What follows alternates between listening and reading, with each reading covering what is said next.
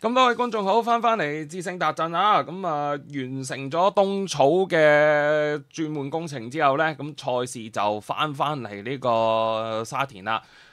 跑呢個一年一度嘅婦女人代賽啦。嗰場賽事我都幾中意陽光勇士嘅。咁睇下呢，女將杜婉欣喺禮拜三要開咗齋之後呢，可唔可以照過嚟田草呢？就繼續大開殺戒啦嚇。如果係佢捧杯嘅話呢，的確都係一時佳話嘅。至於推介方面呢，咁我就揀咗尾場啊。其實前面嘅場次拿得起手嘅場合唔係好多，不如試下啲均勢啲嘅場合呢，搏一啲呢，即係條件上面啊，或者一啲形勢上面呢，有權跑得好嘅馬啦。第一 part 呢，首選呢，的確14冇乜近績嘅，不過近期呢，佢真係跑得唔錯。即係加埋嗰啲條件都係應該有得搏嘅個賠率。11號嘅風再起時啦。咁呢隻馬呢，上季喺二班跑兩場呢，喺容天鵬道呢就唔係好特別嘅啫。不過一轉到無畏傑道，上一次呢結合埋少少新鮮感呢，哇！真係令我眼前一亮。呢隻馬排住個12檔縮住嚟跑，跟住一個呢接近分級賽咁嘅段速呢，翻到嚟係即係接近分級賽時間嘅。佢咁樣可以同嗰啲準備跑香港短途錦標或者馬會短途錦標嘅愛馬仕啊，好有心得。你睇佢200米都仲輸緊4-5個馬位嘅，佢最後85米呢，即係最後個末段咧做22秒52呢，一口氣就追過晒你哋嗰啲咩傑出漢子啊、真心傳奇呢啲馬。呢隻馬呢，上一次呢嗰個走勢真係誇張，下半場嘅嗰日嘅田草賽事呢，基本上都冇乜馬有咁嘅走勢呢，可以追到上嚟嘅。所以呢一場風再起時呢，冇個批呢，的確係有啲可惜嘅。始終都係留得後得滯啦。不過即係前面嗰兩隻呢，你就幾難過去噶啦。不過真係整體嘅走勢呢，係幾吸引嘅。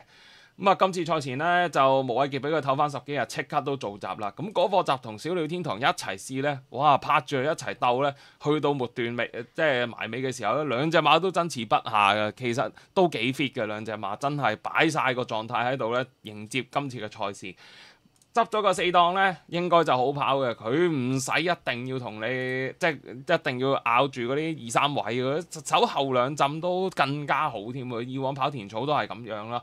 同埋依家即係叫做有咁嘅 dash 咧，應該1400都冇問題嘅。Justify 個仔季初咪嗰啲新意馬啊，凡凡有緣咪贏緊1650咯。咁應該呢隻風再起時呢，唔局限喺1200米後上㗎。加埋嗰啲維港智能啊、健康愉快啊、飛鷹翱翔啊，有依3隻應該確保都有一定嘅段速嘅。所以呢隻風再起時咁輕磅有個內檔呢，唔係冇得搏㗎。臨場希望個賠率呢合理少少啦，就揀佢首選呢試一試啦。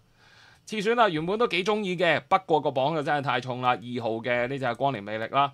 上一次係熱身性質嘅啫，都知佢未去到最火紅火綠，但係已經係3.8倍嘅熱門嚟㗎啦。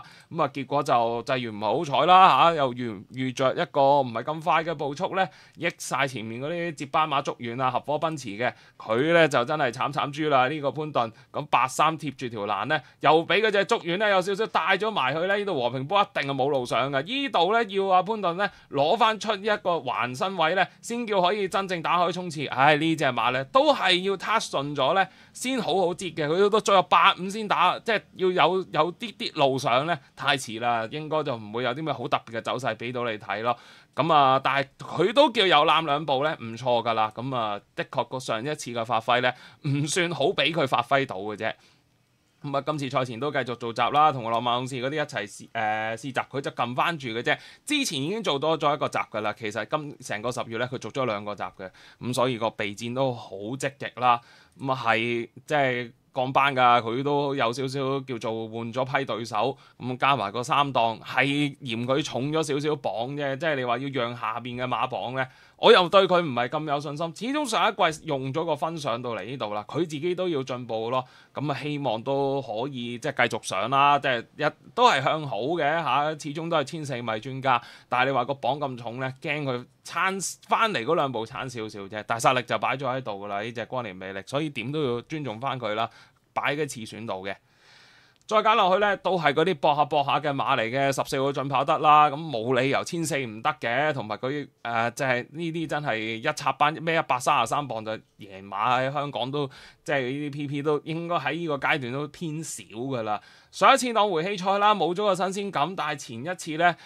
即係季內復出嗰場咧，好多人貼嘅，成街都進跑得嘅，結果都係第三。嗰日啲飛數仲要軟皮蛇嚟嘅，都預住一個 OK 快嘅步速嘅。咁當然武林密碼咁順咗之後咧，佢應該都幾難發揮㗎啦。喺個第6位，咁佢都叫牽強過翻人和家興啦。咁都人和家興都係之後嘅 winner，咁所以合格啦。呢個第三冇威脅嘅咁。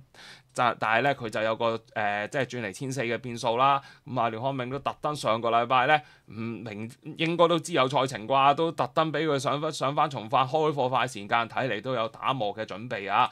輕磅排住個6檔，唔用以前嗰啲咩希威森啦、霍雲星嗰啲啦，試一試蔡明紹嘅功夫，睇下佢可唔可以搞得掂呢隻馬啦。預計都係有步速，佢都係跑好勁嘅。咁你話計翻佢一出即勝嗰場咁誇張嘅走勢，我真係唔係好信佢1400唔得嘅。只不過可能個實力咧喺呢一度咧次少少，但係希望啲輕磅啊個位會好啊，搭救翻個形勢啦。有權上名嘅呢隻進跑得，睇下佢有冇進步啦。最後選啦，當然揀翻隻銳㗎啦，3連勝當中嘅同樣美麗啦，跨季3場啊！如果你揞住嗰3場馬。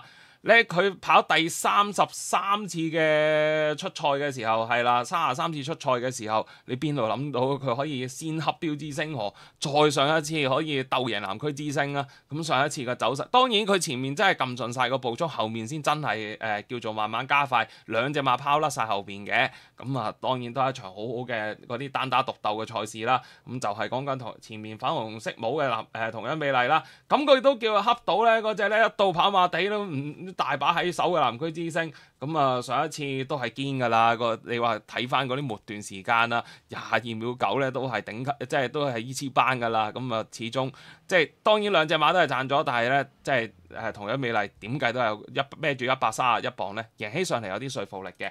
最近試閘咁都 OK 啦，擺得喺前面走啦，埋尾有做翻貨26秒3就 OK，就冇問題啦。執住佢一檔，以往都試過後上得嘅，根本就係一隻咧原本可以後追型嘅馬嚟嘅，所以跑法都機動啊！一檔唔使一定要同嗰啲健康愉快維港智能一齊鬥快㗎，佢可以留住少少㗎。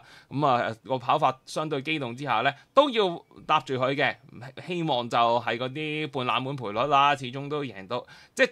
點計有時香港咧跑馬都係神奇㗎啦，贏開就好分啲嘅，咁希望有啲賠率啦咁樣嘅啫，但係都係一隻要提防嘅馬嚟嘅。好啦，講到嚟呢度都重複翻心水啦。揀咗尾場嘅賽事啊，11號嘅風作喜事，2號光年魅力14進跑得，同埋12號嘅同樣美麗。多謝大家收睇，記得 comment like share。我哋今晚就應該冇直播跑馬經啦，應該出晒去啦。所以咧聽晚跑晒所有嘅賽事先，再同大家 out 賽後評啊。咁我哋到時再見，拜拜。